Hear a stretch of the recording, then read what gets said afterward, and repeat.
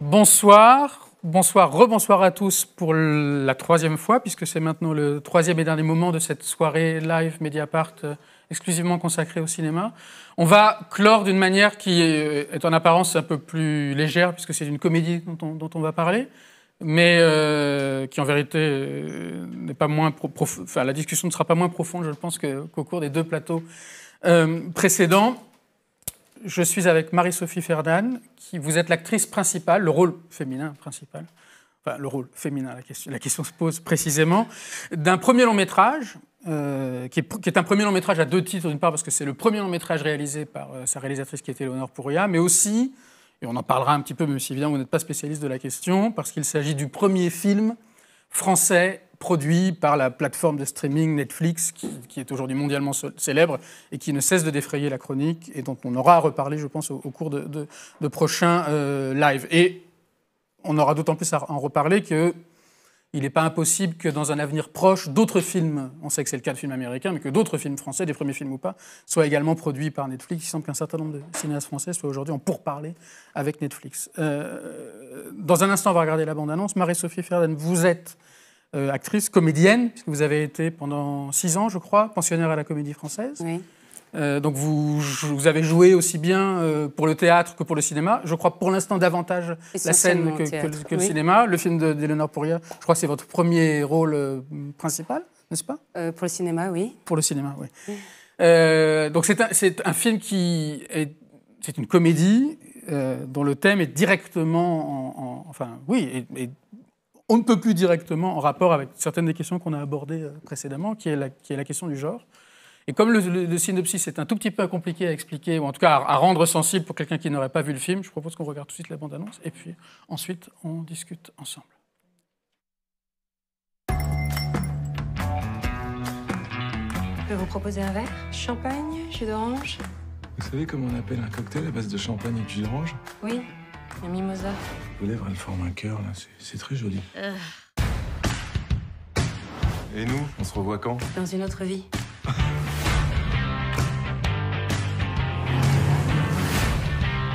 Salut, Rika. Salut Damien.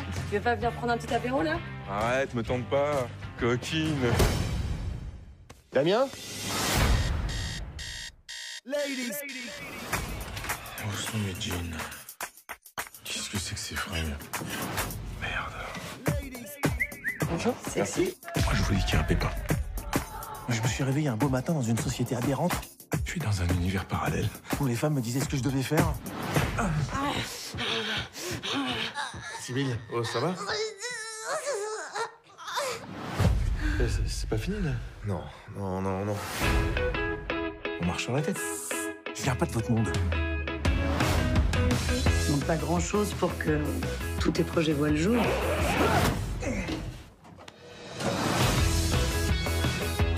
Bonjour. Vous savez comment on appelle un cocktail à base de champagne et de jus d'orange ? Un mimosa. C'est quoi ? Je me demande si t'as pas un problème hormonal. Mais un petit complément, là, c'est plus possible.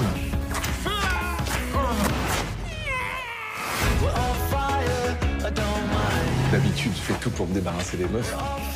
Mais elles, j'ai une trouille, c'est qu'elles disparaissent.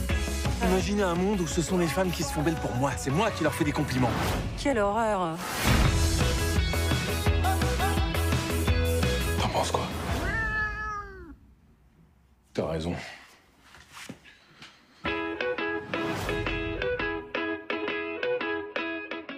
Bon, je pense qu'on le comprend à travers la bande-annonce, mais je vais essayer de le redire sans trop m'en mêler les pinceaux. Dans le film, Vincent Elbaz joue le rôle de Damien, que le début du récit nous décrit comme étant le séducteur type.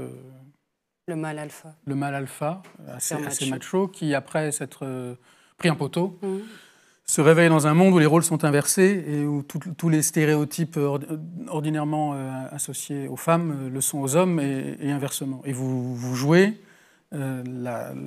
Alexandra, la femme dont il va faire la connaissance, et qui, comme toutes les femmes de ce monde, mais un peu plus encore, présente des attributs, disons, virils. Elle s'habille plutôt en pantalon et en costume. Elle emploie un homme comme homme à tout faire, et elle occupe cette position de domination, aussi bien d'un point de vue social que dans la distribution des rôles sentimentaux, qui est ordinairement dévolue aux hommes. Voilà. Et ça va être leur histoire jusqu'à un retournement, une sorte de retournement final qu'on peut laisser chacun découvrir, puisque le film est tout à fait disponible encore. Je le disais tout à l'heure, il a été mis en ligne par Netflix vers le 13 avril, je crois, et il est encore disponible. Ah oui. Éléonore Pourriat, dont c'est le premier long métrage, a dit qu'elle avait écrit le film directement pour vous. Vous vous souvenez du moment où vous avez découvert le projet? Est-ce que c'était en lisant le scénario? Est-ce que c'était en discutant avec elle? Et est-ce que... alors, on est dans un type de comédie d'inversion des rôles, des assignations de genre, dont il existe un certain nombre d'exemples déjà, et dont certains sont assez fameux. Moi, il y a un film que j'aime particulièrement qui est Dans la peau d'une blonde de Black Edwards. Mais là, c'est différent, puisqu'il n'est pas un homme qui se réveille dans la peau d'une femme ou une femme qui se réveille dans la peau d'un homme.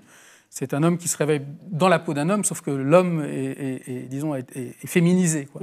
Quel a été votre premier sentiment au moment d'avoir connaissance du sujet, du projet et du scénario? Alors moi, j'avais vu son premier court-métrage qui est le point de départ de toute cette aventure, parce qu'il a eu tellement de succès. Qui s'appelle Majorité opprimée. Majorité opprimée. Et suite à ce court-métrage, Netflix a contacté Éléonore pour lui proposer d'en faire un long-métrage. Donc pardon, je vous interromps. Ce qu'il est important de savoir, c'est que ce court-métrage, Éléonore Pourriat a décidé de le rendre elle-même accessible sur YouTube, et il a été vu plusieurs milliers. C'est-à-dire qu'en France, il était passé un peu inaperçu, et puis elle a décidé de le traduire. Et là, du jour au lendemain, c'est devenu complètement viral. Elle a eu des millions de vues dans le monde entier.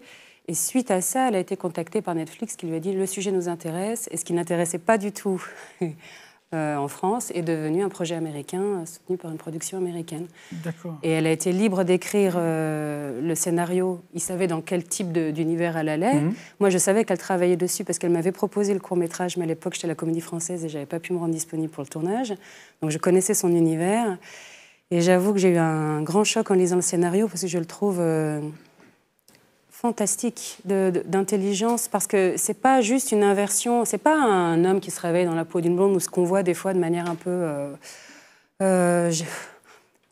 qui prend le point de vue, un tout petit point de vue ou trop général. Tout d'un coup, une femme se réveille, elle a un sexe d'homme entre les jambes, et du coup, elle se comporte comme un... C'est pas ça qu'elle essaie de montrer, c'est un monde dans lequel c'est pas, ça vient d'arriver, c'est que de toute éternité, la femme, elle essaie de le prouver depuis l'âge des cavernes. Qu'est-ce qui se serait passé si une évolution naturelle avait conduit les femmes à dominer, à devenir le sexe fort, et l'homme, naturellement, aurait pris cette place un peu mineure de suivre les indications données par les femmes. Donc, c'est pas juste un événement, c'est le monde entier qui change. Les femmes lisent, écrivent, décident, les titres des romans changent. Oui, les titres des romans, Marguerite Duras devient Maurice Duras, Madame Bovary devient Monsieur Bovary, on aperçoit ça dans la bibliothèque, Flic s'écrit QES, voilà, le film est extrêmement... Et Vincent Elbaz porte une épilation en ticket de métro. Voilà, le mépris, c'est l'homme qui doit... La fameuse scène... qui fait Brigitte Bardot avec ses fesses pour essayer de séduire. Et c'est donc cette femme qui a une position dominante, mais qui n'est pas forcée, qui ne doit rien prouver, comme parfois on doit forcer, parce qu'elle est là depuis toujours. Donc ça devient, qu'est-ce que c'est d'un point de vue presque naturel, ontologique, si on est là, à l'aise, détendu, comme étant le sexe fort depuis le début. Et je la trouvais très audacieuse, parce que le scénario brosse le monde dans tous ses recoins. C'est pas juste la situation de rapport de force ou même sexuel entre un homme et une femme. C'est quoi une femme... Qu'est-ce que ça fait de voir une femme qui conduit vite, qui a une Jaguar, qui parle fort. Qui s'intéresse aux 24 heures du Mans. Oui, voilà, qui a l'habitude d'aller vite, d'aller fort, d'aller loin dans des rêves très puissants. Et on ne voit pas, ou alors ça existe de manière un peu minoritaire, mais qui cumule tellement de... Ça pourrait devenir cliché, mais ça ne l'est pas, parce que c'est devenu l'essence de son pouvoir, de son... Alors elle maîtrise, elle a un accès à la maîtrise, mais sans ostentation, c'est... Et bien sûr, pardon, je vous interromps un instant, et bien sûr, comme dans le plateau il y a quelques minutes, les questions de genre ne peuvent pas ne pas croiser les questions de diversité. L'une des premières scènes de révélation, et peut-être même la première de révélation pour Damien, lorsqu'il se réveille dans ce monde inversé, c'est de commander un demi au comptoir d'un café et de voir derrière lui deux hommes voilés donc, non pas 2 femmes, mais 2 hommes voilés, Oui. qui veulent passer commande de consommation, qu'on le leur refuse. Avec une femme tenancière qui est atroce et qui le... Avec le torchon sur l'épaule, Voilà, et qui lui dit qui c'est ont mon tous les établissement, clichés. et je Sortez, fais ce que je messieurs. veux. Oui. Et les 2 hommes pleurent. Oui. Parce qu'ils ne comprennent pas comme on pourrait imaginer.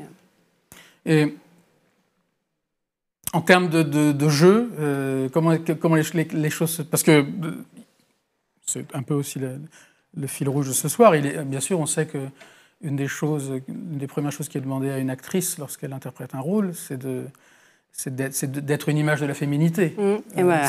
C'est de pouvoir montrer qu'elle sait ce qu'être une femme. Oui, c'est ce qu'on demande aux actrices, finalement, c'est de prolonger une certaine image de la femme. Là, on vous demande l'inverse.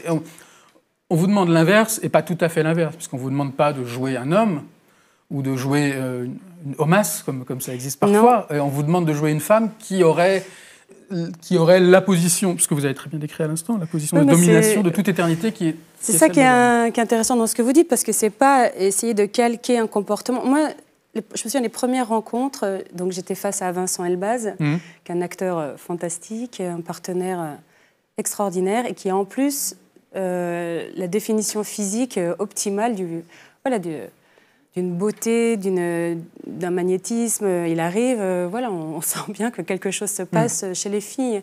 Et je me disais, voilà, il faut ça.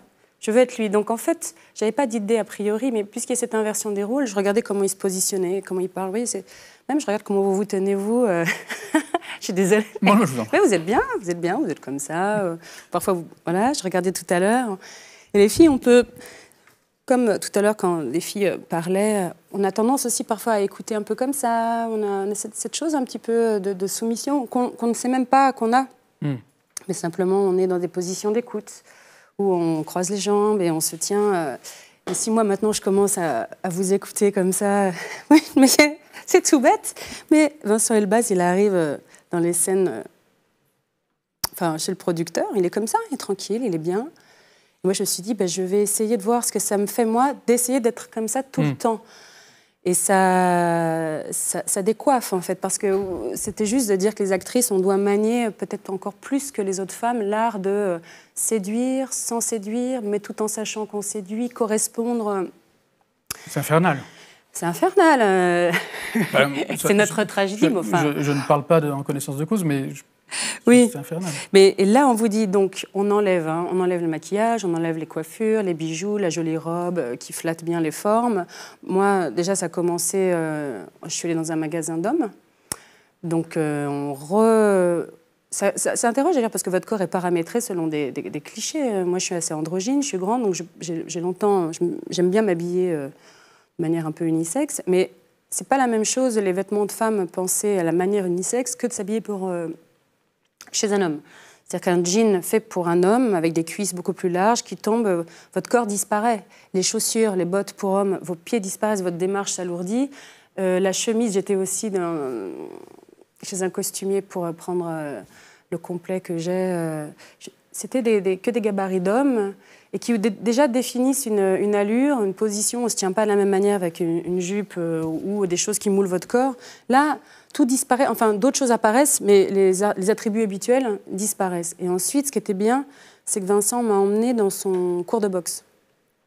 Comme il y avait ces scènes de boxe, il suit un entraînement de MMA et de boxe assez intense. MMA, qu'est-ce que c'est, MMA ? C'est tout le training qu'il y a autour de la boxe, de la lutte, traversée de gymnase en pompe claquée. Enfin, lui, il fait ça.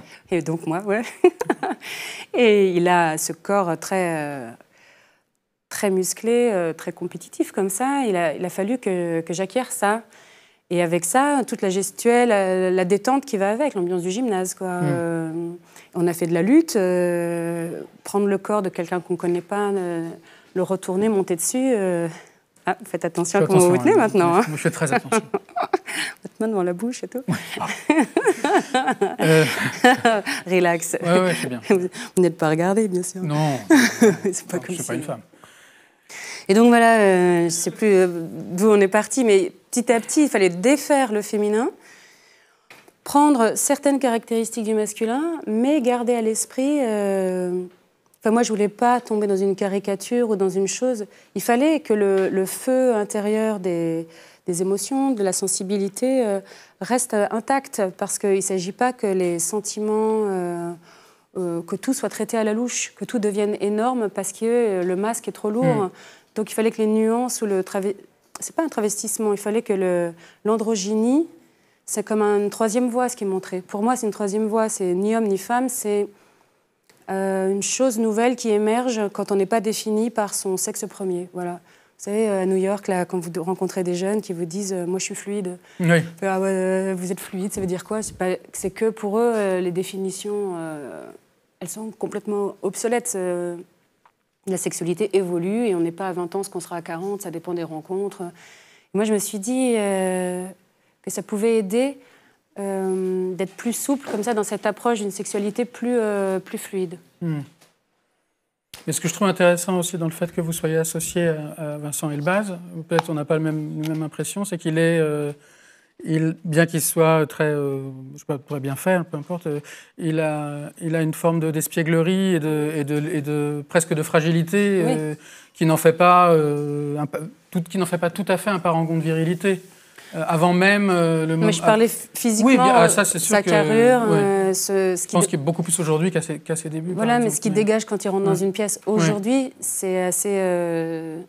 On est obligé d'en tenir compte parce que c'est d'abord de l'image, ce qu'on propose. Donc, qu'est-ce que votre corps dit avant vos émotions ou les situations dans lesquelles vous êtes plongé? Et est-ce que vous, comme il arrive, je crois, à certains acteurs ou actrices de faire, est-ce que vous êtes allé tester, éprouver cette troisième voie, je pense qu'elle est vraiment l'expression la meilleure, dans la rue, au café, pour voir si l'effet que vous produisiez était... Vous voulez dire pendant le temps du film? Oui, pendant le temps du film ou pendant le temps de la vie après. Mais je pense plutôt pendant le temps du film. Oui, ce qui est étonnant, c'est que vous savez, dans le film, il y a des scènes, on voit au début ce que Alexandra Lamour est dans le monde lambda. Oui. Elle est secrétaire. Donc dans la scène d'une signature dans une librairie, voilà, dont on voit quelques... Elle est secrétaire en short, talons aiguilles, avec du rouge à lèvres. Et puis, et je sais que cette scène a été tournée très tard dans le film. Donc toute l'équipe du film avait vu en une chose assez virile ou troisième voie, comme vous dites. Et puis un jour, donc très tard dans le film, je suis arrivée, il a fallu que je traverse tout un boulevard, j'étais en short, talons aiguilles, barésie, et je sentais chez les techniciennes, mais c'est qui? Je dis, mais c'est moi, c'est Marie. Et l'écart était tellement grand entre ce qu'ils avaient vu avant et puis quand on recompose la fille, mais moi je jouais à la fille comme je jouais avant à être un garçon, donc c'était aussi artificiel l'un comme l'autre. Mais pour répondre mieux à votre question, parce que vous avez vu, je n'y ai pas répondu, je pense que cette troisième voie, elle existe en chacun de nous, indépendamment du film. Enfin, on peut essayer des choses...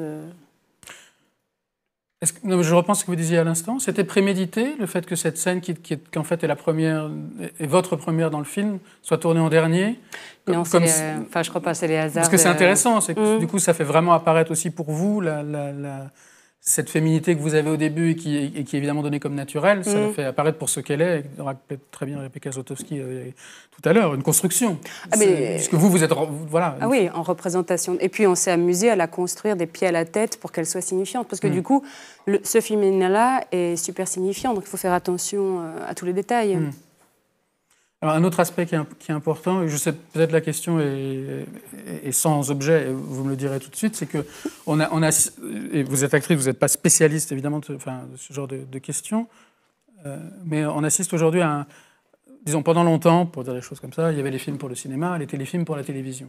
Aujourd'hui, on produit ce qu'on appelle des films qui sont pour ce qu'on associe encore dans l'imaginaire à la télévision, et qui représente, la formule sera facile, qui représente aussi une façon de troisième voie, puisqu'il s'agit d'Internet. Alors, du coup, deux questions. Est-ce que vous avez eu le sentiment, mais je sais que votre expérience cinématographique, elle est encore naissante, mais est-ce que vous avez le sentiment que ce film s'est fait dans une économie ou dans une liberté particulière, due au fait qu'il est produit, et non seulement produit, mais voulu, par un opérateur qui a une antenne française, mais quand même un opérateur américain très puissant. Voilà, juste une seule question. Est-ce que est-ce que c'est entré en ligne de compte d'une manière ou d'une autre oui. Est-ce que cette audace, par exemple, qui vous avait frappé dans le scénario, et notamment, là, moi je suis tout à fait d'accord avec vous là-dessus, dans l'espèce de précision qu'a le scénario, de vouloir peindre un monde qui serait absolument comme ça et pas simplement qui le serait devenu du jour au lendemain.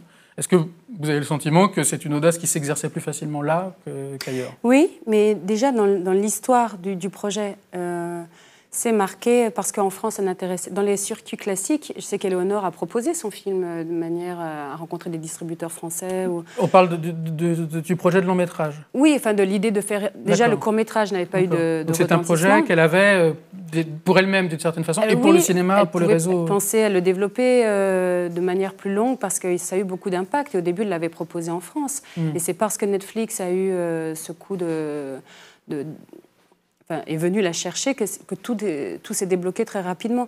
Et puis, sur la nature du tournage, en tout cas de mon point de vue, je me sens très concernée par le fait que ce soit Netflix, c'est que si ça n'avait pas été Netflix, moi, je n'aurais pas pu y participer. Pour des raisons évidentes de casting, c'est que je ne suis pas une actrice connue au cinéma ou à l'image, je suis une actrice de théâtre, et que face à Vincent Elbaz, dans les distributions classiques qu'on voit en France, il faut une actrice de la même notoriété. Mais ce que vous dites là, je trouve passionnant parce qu'on parle de Netflix. Netflix n'est pas une petite société de production.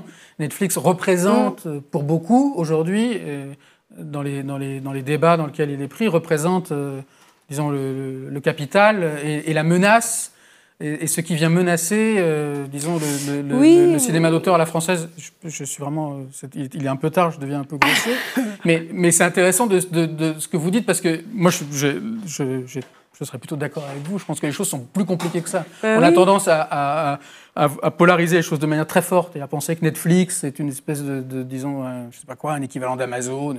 Mais c'est plus compliqué que ça. Et ce que vous dites, le fait qu'une actrice comme vous ait pu obtenir un premier rôle... Mais c'est surtout qu'ils ont fait confiance au réalisateur, enfin à la réalisatrice. À partir du moment où ils aiment son projet et qu'ils soutiennent sa pensée et sa démarche politique, parce que c'est quand même très politique comme film, même si le traitement est une comédie, ils lui disent, pour que tu sois libre d'aller jusqu'au bout de ta pensée, il faut que tu sois libre de travailler avec les acteurs que tu veux. Elle l'avait écrit pour moi. Donc, moi, à un moment, quand elle m'a dit que... J'ai dit, mais c'est magnifique, mais en France, ça ne tiendra pas. Parce que voilà, c'était presque comme une blague de dire, ça ne tiendra pas. Et quand Netflix a dit, si, on le fait, et on le fait avec l'actrice que tu as choisie, puisque c'est elle que tu veux dans ce rôle d'androgyne, et que si tu penses que c'est elle qu'il faut pour le film, c'est possible. Cette liberté-là, c'était comme un... Ça donnait le ton, je pense, à tout le film. C'est le paradoxe. Et je sais que... Mais tant pis, c'est une phrase un peu paradoxale, mais Netflix permet une liberté proche de ce qu'on peut imaginer d'être le cinéma d'auteur. Et pourquoi ? Parce que sachant que ce ne sont pas des esthètes, forcément. Non, bah non, c'est pas forcément... le film est diffusé dans 180 pays. Donc la notoriété d'un acteur français, pour eux, ça compte pas. D'accord. C'est aussi bête que ça. C'est-à-dire, oui... donc à la limite, ils font presque une bonne affaire parce que vous leur coûtez sans doute moins cher que Vincent Elbaz. Et aussi sans doute qu'une actrice qui aurait été plus célèbre. Bien sûr. Mais la notoriété des acteurs français, pardon, je me fais répéter, étant ce qu'elle est à l'international, c'est-à-dire qu'en Inde, en Corée, au Chili, en Argentine, je ne sais pas, il y a sûrement des aficionados, des gens qui vénèrent certains acteurs français, mais ça rend modeste, je pense, parce que ça raconte qu'un projet à l'échelle un peu globale et mondiale dans lequel parce qu'évidemment, c'est particulier quand même d'être dans une stratégie mondiale.